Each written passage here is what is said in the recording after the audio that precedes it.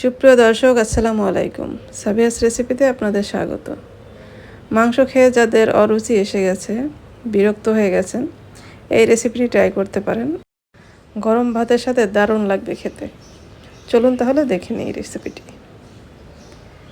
এখানে আমি কিছু লাউ কেটে নিয়েছি। লাউটা কেটে ধুয়ে তারপরে দিয়ে দিলাম। তারপরে এখানে হাফ কাপ মসুর ডাল নিয়েছি, ডালটাও ধুয়ে দিয়ে দিলাম। তারপর এখানে আদা বাটা রসুন বাটা দিয়েছি 1 চা চামচ করে। তারপর এখানে পেঁয়াজ কুচি দিয়েছি আর রসুন কুচি আর কয়েকটা কাঁচা মরিচ ফালি করে দিয়ে দিয়েছি। তারপর হলুদের গুঁড়া দিয়ে দিলাম,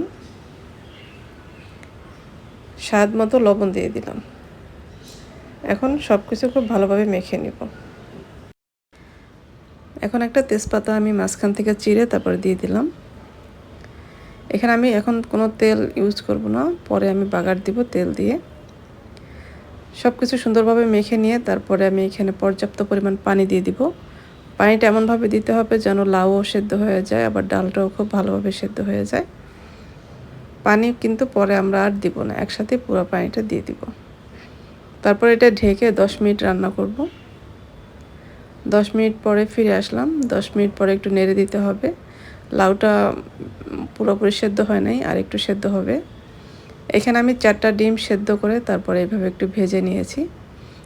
ডিমগুলি এখানে আমি দিয়ে দিলাম ডালের মধ্যে।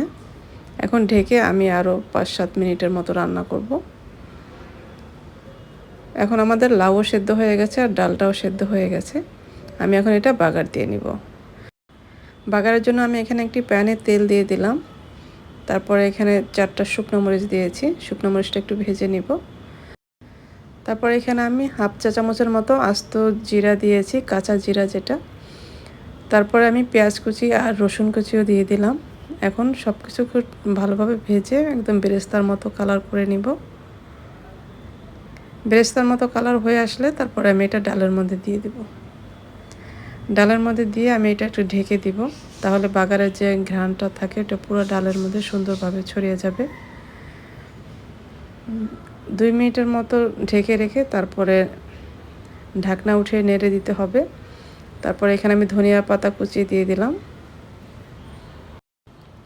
আমাদের ডাল রান্নাটা একদমই কমপ্লিট। এটা এতটাই মজার হয় খেতে, এটা গরম ভাতের সাথে কিন্তু আর কিছুই লাগে না, এতটাই মজার খেতে। আশা করছি রেসিপিটি ভালো লাগছে। আপনারা অবশ্যই এটা বাসায় ট্রাই করবেন, অনেক বেশি টেস্টি হয়। রেসিপি ভালো লাগলে লাইক দিয়ে সাথেই থাকবেন।